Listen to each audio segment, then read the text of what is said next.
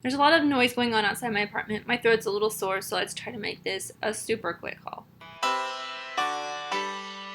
Hey, I'm Amy and welcome back. Like I said, there's a lot of noise. I apologize. I took work off today to film a bunch of videos, and of course, it's the day that they decide that it's time to power wash right outside my window, right outside my apartment. So very cool. But I do have a very small haul today. It's a couple books, it's a couple movies that I bought, and it's a couple things that I got from work. To start with, as always, the books. I first got Little Women. I have started reading. I'm I'm on chapter 3 right now. I haven't had that much time to read it. I'm still trying to read it. I have something else in here that I'm trying to read, 2 other things that I'm trying to read. So there's a lot of books that I'm reading, which is weird for me because I haven't really read a lot.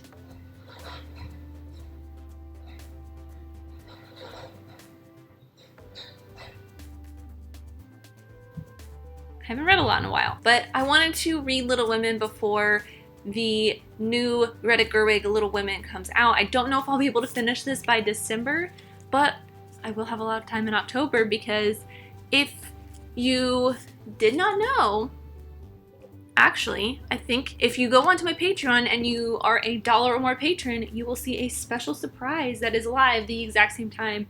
Never mind. Just kidding, that's in a week. But there's a special surprise on the 30th of September for anybody who is a patron, any patron. There will be a special surprise there for the entire month of October for you guys. But yeah, that has nothing to do with anything. I'm going to try to read this in October because there's going to be a lot of more free time for me trying to read Little Women before the new one comes out in December, or before Greta Gerwig's movie comes out in December. The other thing I'm trying to read, which I haven't even started yet, is another book that I got. You can kind of see it there, but if you remember this from a couple months ago, it is the Barnes & Noble not classic, but it's a Barnes & Noble special edition. Oh, which also reminds me, anything that you want to purchase will be in the description except for a couple of these things with Amazon links. I will try to put a similar Amazon link down there, but some of these are like Barnes & Noble exclusives. But if you want to purchase anything from those links, I'll get a small percentage. That'll help make this channel even better because it is an Amazon affiliate link. But this is all, like the Little Women one, I think is a Barnes & Noble exclusive cover with Barnes & Noble exclusive footnotes. But I will put a Little Women link in the description. This is the same thing as the Jurassic Park, but Stephen King. It has Carrie, The Shining, and Salem's Lot. I really got this because I wanted to read The Shining after having watched the movie for 1001 last year. It's been almost a year since I did that. It's like right here in the middle of, I'm going to start in the middle of this book because that is where The Shining starts. I love the cover artwork on this. I am going to guess that this is something from Salem's Lot because, I mean, that's the blood from Carrie, and if you look in here, it's full of like keys and keyholes and eyes and fire. It's really cool. I love I just love these covers. I like the gildedness of these books. Barnes & Noble does such a great job, and they are so not expensive for this quality of a book. I will try to put like links to, if you want to get even any of these books, I'll try to find a comparable one or something similar from Amazon. And finally, I have this Going to Pieces book. This is like a textbook. It is the rise and fall of the slasher film. In my October surprise, you will find out what this is for because this has become one of my new favorite books of all time. If you notice, if you know me at all, you know I love a good book. I love a good textbook, especially I love a good filmmaking and film history textbook. And this is just, I'll just look at this. Well, that's not a great picture. Well, you get the idea. I annotate a storm up in books like this, especially when I'm doing research for something. And this, look at that. I'm doing research for a video that is coming up in October that I am super, super passionate about. And this is I am very passionate about slasher films, and it's going to be a very, very interesting video. I have yet to film it. I have yet to write it even, but I've been doing a lot of research, and this book has been super helpful in it. It may also be a big help for a future video that I may be doing. I honestly am obsessed with this book. So great, especially if you love slashers, you love the history of horror, you love film history. It's a great little read. I really am not that far, but I only needed 1 chapter for the video that I'm currently doing, and it's so great. Next are the two movies that I bought. One of them you will have seen in the last two 1001 videos, the one that just went up this past Sunday, and then 2 Sundays ago. That is the Apocalypse Now Final Cut set. I am like obsessed with this. I kept the J card just to show you guys. I'll probably show it a little bit better in the close-up. The amount of detail that went into this is amazing, and I love this cover art. If you have taken a look at this cover art and you just kind of glanced at it, you don't really notice it, but you get Martin Sheen here, and you get Marlon Brando here reflected, and it took me probably like 6 times looking at this to realize what I was looking at, and there's a freaking ladder right there. It is a 4K. I don't have a 4K player or a 4K TV, but I don't know if I can show it. Won't come up on a close-up as well, I don't think. But I love the artwork. It's got kind of like the metallic sheen to it. But you get the 4K Final Cut, the 4K Apocalypse Now redo, and the 1979 version. You get the Blu-ray version of the Apocalypse Now Final Cut, as well as the Blu-ray version of the 1979 version and the redo version. Plus, you get bonus features from Apocalypse Now, the 1979 version, and the redo version. Plus, you get Hearts of Darkness. This is the disc I used for the most recent 1001 video. But this is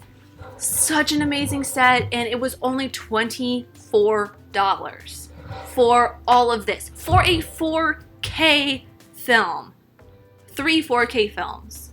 Seriously. Like, insane. Like, it's usually that much for... Actually, it's usually like $30 for one 4K film. Not to mention 3 plus a ton of bonus features. This is one, like, I've already talked about it in every single other time I've talked about this, which is both the 1001 videos. I highly recommend getting this. It is so worth it. It's amazing. And then finally, well, not finally, but finally the ones that I bought. This is a movie that I have been waiting for, Booksmart. If you watch my review of it, I'm obsessed with this movie. It's probably one of my favorite movies of the year. It is fantastic, and it's a follow-up. Well, it's not really a follow-up, but in my eyes, I see it as kind of a follow-up to 8th grade from 2017, was it? Or was it last year? I think it was last year, 2017.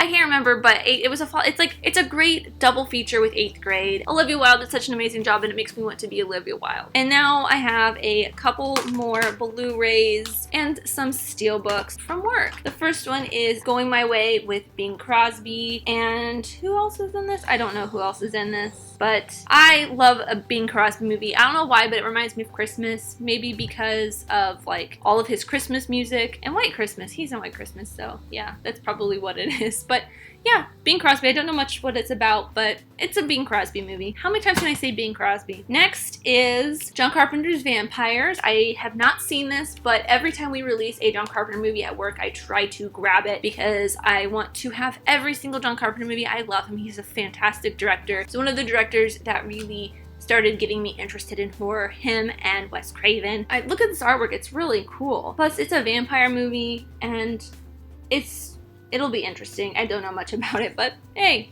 John Carpenter. The last Blu-ray that I got is one that I really only got solely for the 1001 movie challenge. That is The Harder They Come. I thought that No Place Like Home, which is Perry Hensel's next film after this one, was on the 1001 list, but I don't think it is. But I think it's like a Jamaican film?